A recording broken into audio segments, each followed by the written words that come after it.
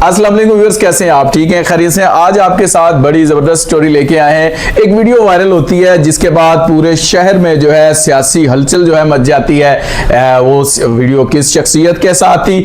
वज़ीर दिफा ख्वाजा मोहम्मद आसिफ के घर के बाहर वज़ीर दिफा ख्वाजा आसिफ एक सियासी शख्सियत जिनका नाम है सलीम बरियार और कुछ सियालकोट के नामवर जो सनतकार हैं वो इस वीडियो में देखे जाते हैं। जैसे ये वीडियो हम देखते हैं सोशल मीडिया पर आती है तो गहमा गहमी भी देखने को मिलती है, बहुत सारी चहमगोइयां भी सामने आ रही हैं। कहा जा रहा है कि सलीम बरियार जो हैं इससे कबल वो तहरीक इंसाफ में थे। 9 मई के वाक़े के बाद उन्होंने तहरीक इंसाफ को खैरबाद कहा और अब बात सुनने में आ रही है कि वो आइंदा चंद दिनों के दौरान बाज़ाब्ता तौर पर मुस्लिम लीग नून को ज्वाइन करने जा रहे हैं, जिसका बाकायदा ऐलान किया जाएगा। इस पर बात करेंगे मजीद। मेरे साथ मौजूद हैं मियाँ इशफाक, आपका बहुत शुक्रिया, सीनियर साफ़ी हैं जी। बताइएगा जी क्या सीन चल रहा है? देखिए सखावत, एक है वायरल वीडियो पर शहरियों का तबसरा, दूसरा है जो मुतलका अहबाब उसमें मौजूद हैं उनका इस हवाले से मौक़िफ़, और तीसरा है तज्ज़िया। पहले अगर हम मौक़िफ़ की बात करें तो अब से कुछ देर पहले मेरी चौधरी सलीम बरियार साहब से इस हवाले से बात हुई है।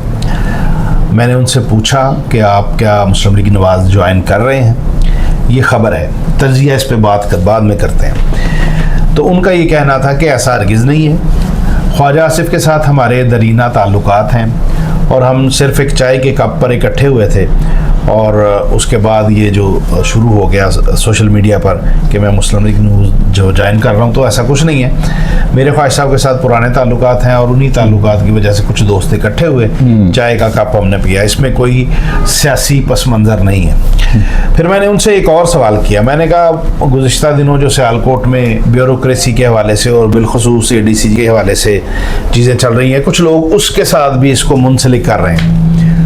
तो उनका ये कहना था सरासर ये गलत है। अब आ जाए तज्ज़िये की तरफ। बात ये है कि ख्वाजा आसिफ साहब के शहर सियालकोट में मुतअद्दिद लोगों के साथ ताल्लुकात हैं, लोगों के ख्वाजा साहब के साथ ताल्लुकात हैं, दरीना ताल्लुकात हैं। हर चीज़ की वीडियो तो मंजर आम पर नहीं आती। ये क्यों आई? सवाल ये है कि ये क्यों आई। ज़रूरी नहीं होता मैं अब तक जितना सियासत को, मुल्की सियासत को समझाऊँ और उसी के तनाजुर में अगर हम सियालकोट की सियासत को समझने की कोशिश करें तो चीज़ें बाज़ औक़ात, मैं अक्सर कहता हूँ कि बाज़ औक़ात रूमर के अंदर भी ना एक बात होती है। कुछ मामलात होने होते हैं, अगर वो मामलात हो जाएं तो वो बात जो फैलाई गई होती है या फैल चुकी होती है वो कहलाती है कि जी अफवाह थी, और अगर मामला तय ना पाए तो वो ख़बर बन जाती है। अब यहाँ पे सिचुएशन ये है कि सबको नज़र आ रहा है, कोई खुल के बात नहीं कर रहा कि ये वीडियो आने का मकसद किसको मैसेज देना था, क्या वीडियो वक्त से पहले आ गई, बर वक्त आई है, किसकी ख्वाहिश थी कि ये छुपी रहे, किसकी ख्वाहिश थी कि नहीं अभी ये मंजर पर आ जाए। ये डिबेटेबल है। इस पर आने वाले दिनों में हम देखेंगे कि क्या निकलता है। मेरे तो सोर्सेज यही बता रहे हैं कि ये कोई अचानक से नहीं हुआ, 6 माह से ये चीज़ें चल रही थी, ये सिटिंग्स हो रही थी। कुछ सनतकार हैं, कुछ लोग लाहौर से भी हैं, तो उनकी इन्वेस्टमेंट है हमारे सियालकोट डस्का रोड पर, तो ये आपस में दोस्त भी हैं।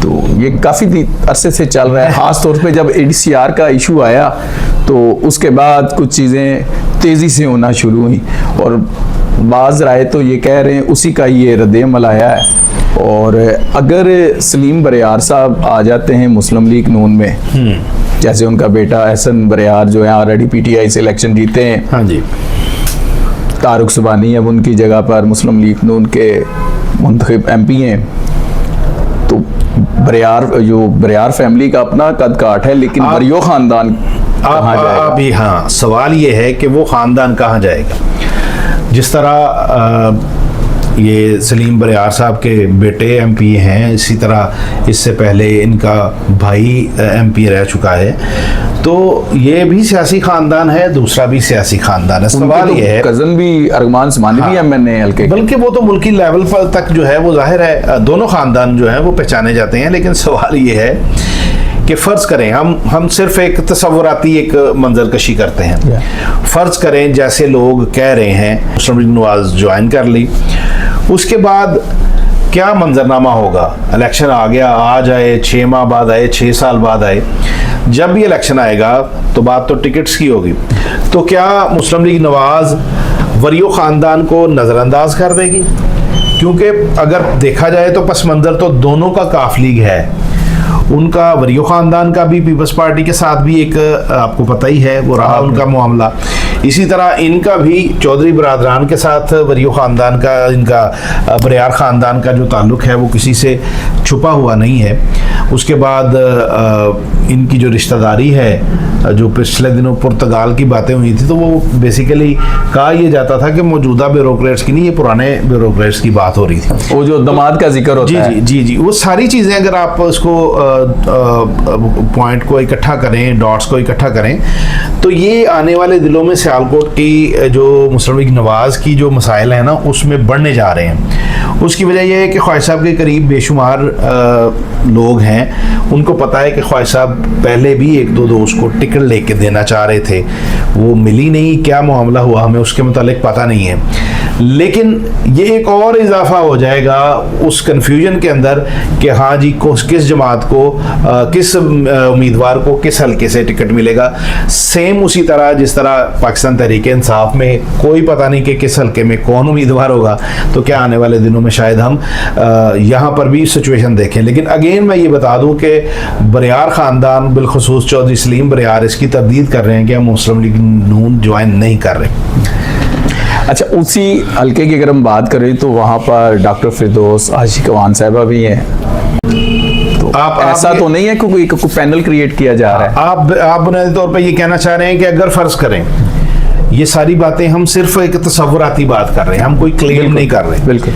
अगर इसी बात को हम तसव्वुराती तौर पर दुरुस्त एक मंजरकशी करें कि आप कहना ये चाह रहे हैं कि अगर वरियो ख़ानदान को डिस्टर्ब करने के लिए इनको करीब किया जा रहा है तो तारक सुबहानी, हाँ, फिरदौस आशिक का ऑप्शन है। लेकिन यहाँ पे मैं अपना एक तज़किया शामिल करता हूँ, ये मुमकिन नहीं है।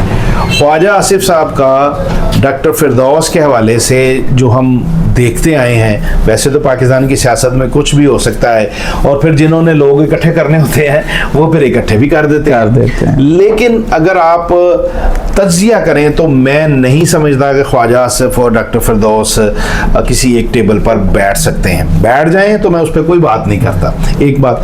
दूसरी बात एक याद रखिएगा, हमने और किस अंदाज से वो नौशीन इफ्तिखार जो थी उन्होंने इलेक्शन लड़ा था, एक दलेरी के साथ लड़ा था। आपको याद होगा कि हम आरओ ऑफिस के बाहर बैठे थे, शदीद धुंध थी, सर्दी थी, और हम सारे दोस्त वहीं पे बैठे हुए। तो वहाँ पे मैंने एक बात का जिक्र किया था, मैंने दोस्तों से गुजारिश की थी कि मुझे ये लगता है कि फ्यूचर में जिस अंदाज से इस खातून ने इलेक्शन लड़ा है, मुस्तकबिल में ये सियालकोट में मुस्लिम लीग नवाज को लीड करती नजर आएंगी ख्वाजा आसिफ के बाद। लेकिन आपने कभी गौर किया है ख्वाजा आसिफ साहब और उनके दरमियान, मुझे नहीं पता कोई उनके इख्तलाफ हैं कि नहीं है, लेकिन हमने कभी कोई कुर्बत नहीं देखी।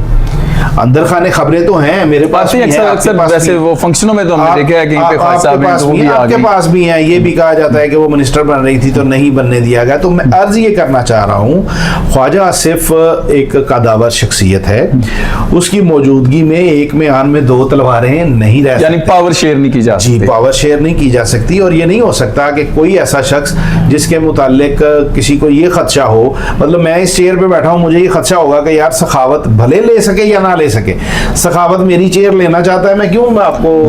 लेकिन एक मियां साहब आप देखें ना, वरियो खानदान का भी एक कद काट है, एक भाई एमपी है, दूसरा एमएनए है, लेकिन उसी हल्के में आप देखें शाहद गोगजा भी आ गए, वो भी अक्सर पोस्टें लगाते हैं कि उम्मीदवार बराए। सही है। तो मैं एक तरफ अभी सलीम बरियार साहब आ गए, वो ऑलरेडी लिख रहे हैं, तो ये क्या चल क्या रहा है? मैं वही अर्ज कर रहा हूँ, आप मेरी बात की ही तस्दीक कर रहे हैं कि अगर फर्ज करें कि वरियो खानदान है जिनका आप कद काट की बात कर रहे हैं, तो दूसरी तरफ आपका तर्जिया ये है कि ये सारा कुछ जो है वो खास तौर पे उस खानदान को टाइट करने के लिए, अभी तो जो नजर आ रहा है पसे मंजर, ठीक है वल्लाहु आलम, लेकिन आपका तर्जिया ये है। तो अगर वरियो खानदान काबिल कबूल नहीं है तो फिर डॉक्टर फिरदौस कैसे काबिल कबूल होगी? जहां लेकिन आप ये भी तो कह रहे हैं कि हमने बहुत कुछ होते देखा है जी, जो काबिल कबूल नहीं वो कबूल, जो कबूल है वो नाकाबिल कबूल। जी, मैं आपकी बात को बिल्कुल सेकंड करता हूँ। वो क्या है, बुनियादी तौर पे उसके लिए कहीं और से इशारा आना जरूरी है। सियासत बड़ी बेरहम है। जी जी जी जी, वो तो फिर सियासत नहीं, वो तो फिर कुछ और ही हो जाता है। ऐसी सियासत बेरहम है जी कि ये चलती भी तो इशारे। दूसरा आपने जो अर्ज की, दूसरा आपने जो फरमाया कि शाहिद कोक साहब, अब देखें यही तो मैं कह रहा हूँ कि फिर ये कंफ्यूजन बढ़ने जा रहा है। या तो वरियो खानदान मुस्लिम लीग नवाज को छोड़ जाए ना, वो कह रही हम छोड़ गए हैं, हमारा कोई ताल्लुक नहीं है मुस्लिम लीग नवाज से। काम तो वो बहुत कर रहे हैं नून लीग के लिए, आप देखें उसकी कर रहे हैं ना, ठीक है ना। अब तो आपको नहीं पता उनके पास मिनिस्ट्री भी है। जी मिनिस्ट्री भी, दोनों भाई जो हैं वो इस वक्त उनको ऑब्लाइज किया हुआ है। तो जब वो जा भी नहीं रहे, वो जा नहीं रहे तो नए आने वालों के लिए स्पेस कैसे बनेगी? और बनेगी तो फिर ये यहाँ से नहीं बनेगी, फिर ये लाहौर से बनेगी या इस्लामाबाद से बनेगी या कहीं और से। हाँ, या कहीं और से बनेगी। अलबत्ता जमात है, सियासी जमात है, उसमें लोगों का आना जाना उससे तो कोई रोक नहीं सकता, ना ही किसी को रोकना ही चाहिए। लोगों की ख्वाहिशात भी होती हैं, लेकिन मुझे ये इस सारी मुलाकात में से जो कुछ निकलता नज़र आ रहा है वो सिर्फ यही है कि ये खबर बिलाखिर अफवाह साबित होगी आने वाले दिनों में। लेकिन मेरे ज़राए बिल्कुल इससे मुख्तलिफ हैं। मेरे ज़राए तो कहते हैं कि आइंदा, ज़्यादा टाइम नहीं है, आइंदा चंद हफ्तों में, दिनों में या मैक्सिमम हफ्तों में ये बाज़ाब्ता तौर पर ऐलान करने जा रहे हैं कि इन्होंने मुस्लिम लीग नून को ज्वाइन कर लिया है। मैं मुस्लिम लीग नून के ज्वाइन करने पे उनका इनकार नहीं कर रहा। मैं जो अर्ज करना चाह रहा हूँ, आप तरदीद भी तो कर रहे हैं, आप बता रहे हैं कि उन्होंने तरदीद कर दी है कि हम ज्वाइन नहीं करने। मैं तरदीद नहीं कर रहा, तरदीद वो कर रहे हैं। मैं अर्ज ये कर रहा हूँ कि उनका यहाँ इनसे मुलाकातें करना, यूं कुर्बत हासिल करना, इसके पीछे सारे सियासी मकासद ही हैं। ये मैं अपना तज्जिया दे रहा हूँ। दूसरी बात ये है कि आप मतलब पूरा जो सोशल मीडिया आप देखें ना, तो वहाँ पे लोग देख रहे हैं फलां का फलां हल्का होगा, फलां का फलां हल्का होगा, फलां का फलां हल्का होगा। तो इन सारे हलकों के ऊपर जब लोग बात कर रहे हैं तो मैं उसकी बात कर रहा हूँ। मैं थोड़ा आगे जाके देख रहा हूँ कि मुझे इतना आसान नहीं लगता बरियार ख़ानदान का जमात के अंदर आने के बाद टिकट्स हासिल करना, क्योंकि दूसरी जानिब वरियो ख़ानदान की तो अपनी पार्टी के टिकट्स की आपने बात की, वो तो मेरे ज़राए भी कह रहे हैं कि टिकट की किसी किस्म की कमिटमेंट नहीं हुई, सिर्फ अभी पार्टी ज्वाइन किया वाले तक चीज़ें हुई हैं। यही है, इसके अलावा कुछ नहीं है। तो बाकी आने वाले दिनों में देखते हैं क्या निकलता है इसमें से। और दूसरा मियाँ साहब आप देखें ना, वरियो ख़ानदान की बात करें तो सिर्फ वो एक ख़ानदान नहीं है, वो एक बरादरी है, एक बड़ा सेटअप है उनका, गुज्जर बरादरी का एक बड़ा वोट बैंक है। आप देखें वो सारी पट्टी, सरहदी पट्टी सारी उनके साथ लग रही है, आगे डस्का तक वो जा रहे हैं। और इसके सिर्फ वो अकेले वो भी नहीं है, आपको पता है एक शख्सियत है जो मियाँ साहब के बड़े, मियाँ नवाज शरीफ साहब के बड़े करीबी हैं। अक्सर कभी वो सियालकोट आए तो वो उन्हीं के साथ प्लेन में आते हैं, लंदन में भी उन्हीं के साथ रहते हैं, तो वो भी गुज्जर बरादरी से हैं। और उनका भी मौलवी शकूर साहब की बात कर रहे हैं, तो आप देखें वो भी तो उनके साथ खड़े हैं, उनकी पुश्त पर हैं। लेकिन कैसे मुमकिन होगा? मैं वही अर्ज कर रहा हूँ कि ये बड़ी उलझन है। अब देखें ना, बरियार ख़ानदान जो है, जिस हलके से इनके भाई अंसर बरियार जीते थे, उसी हलके में मुस्लिम लीग नवाज के नवीद अशरफ लोग भी मौजूद हैं। हाँ, ठीक है, वो कहाँ जाएंगे? उसके बाद आप जिनकी शख्सियत की मौलवी शकूर साहब की आप बात कर रहे हैं कि मियाँ नवाज शरीफ साहब के बड़े करीब हैं, बल्कि एक तरह से वो इमाम भी हैं, नमाजें भी उनको पढ़ाते हैं, ईद भी पढ़ाते हैं, सब कुछ करते हैं। तो इस सिचुएशन के अंदर आपको शायद ये इल्म है कि नहीं, जो वरियो ख़ानदान है उस ख़ानदान को मुस्लिम लीग नवाज को ज्वाइन कराने में भी कहीं ना कहीं मौलवी शकूर साहब का हाथ है, यकीनन। तो मैं वही अर्ज कर रहा हूँ कि ये सियालकोट की सतह तक जब आप इसको देखेंगे तो ये आपको बहुत बड़ी खबर नजर आएगी और लगेगा कि मतलब कुछ होने जा रहा है। लेकिन मसला ये है कि नए लोग आना चाह रहे हैं, आएंगे, पुराने लोग अपनी जगह पे अपनी जड़ें रखते हैं, वो इतना आसान नहीं है।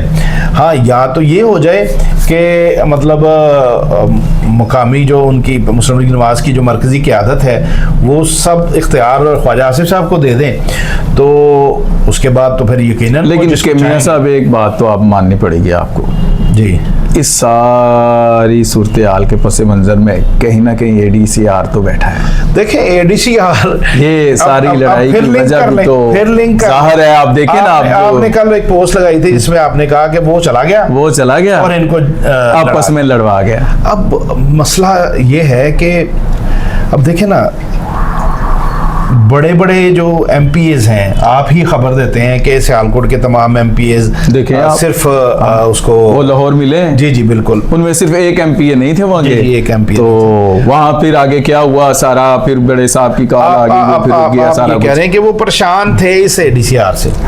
जब आप वो काम नहीं कर रहे हैं, कोई भी एमपीए हो, एमएनए हो, एक काउंसलर भी हो, वो ज्यादातर लोग इज्जत के लिए आते हैं। बिल्कुल, इस शख्स ने लोगों की इज्जत नहीं की। काम ना करना दूसरी बात है, लोगों की इज्जत ना करना दूसरी बात। वो आप बता रहे थे जैसे वो कोई जी जी, वो ज़िशान अशरफ के क्या था, मियां ज़िशान जी, मिस्टर बल्दियार, तो उनके साथ क्या सलूक किया गया। उनके मतलब कोई बंदा अगर किसी को भेजते हैं, अजमल जामी की ये खबर है कि वो कोई शख्स उनके पास काम लेके गया है और काम लेके जाने के बाद बताया कि मियां साहब ने भेजा है जी, फॉर्म 47 तो मैंने तैयार किया। हाँ, उसकी बात नहीं करो, अगली बात करो। तो मतलब ये है कि आपने ठीक है फॉर्म 47 आपने तैयार किया, और अब मतलब आप किसी को फॉर्म 47 का ताना तो तब मारे कि अगर वो इसको बुराई समझ रहा हो। अब उन्होंने इसको बुराई समझना छोड़ दिया है। अब वो इसको मतलब जैसे तहरीक इंसाफ वाले अपने आप को उन्होंने ज़हनी तौर पे तैयार कर लिया ना कि हमारी कोई सूरत हाल नहीं है, तो इन्होंने भी समझ लिया कि अब हमारी पब्लिक से कोई नहीं है, फॉर्म 47 हमारे पास है। तो वो एक बहस ही अलग है। लेकिन आप एक अमल सिर्फ दूसरों की तजलील के लिए करें तो फिर लोग आपके खिलाफ गैंग अप होते हैं। सबसे बड़ी बात वो सब के लिए है, तमाम सियासतदानों के लिए। जब आप फिरौन बनेंगे तो लोगों की इज्जत नहीं करेंगे, लोग आपकी के जवाल में आने की जो है वो दुआएं करेंगे। तो यही हम देख रहे हैं, जो दुआ कर सकता है वो दुआ कर रहा है, जो अमली तौर पे किसी की कहीं पे कोई मुलाकात करवा सकता है वो कर रहा है। तो बचना चाहिए, अपने आप को तकब्बर से भी बचाना चाहिए और लोगों की इज्जत का ख्याल रखना चाहिए। बहुत शुक्रिया जी। जी इंशाल्लाह आपने अभी हमारा तजिया देखा है, जो हमारे पास राय थे, हमारे पास सोर्सेज थे, जो सूरत हाल थी शहर की, उस पर हमने बात की। हमारा तजिया आपको कैसा लगा? मेरे चैनल को सब्सक्राइब करें, कमेंट्स में बॉक्स में अपनी राय देना मत भूलिएगा। इंशाल्लाह नई वीडियोस के साथ आपके साथ फिर मुलाकात होगी। अल्लाह हाफिज़।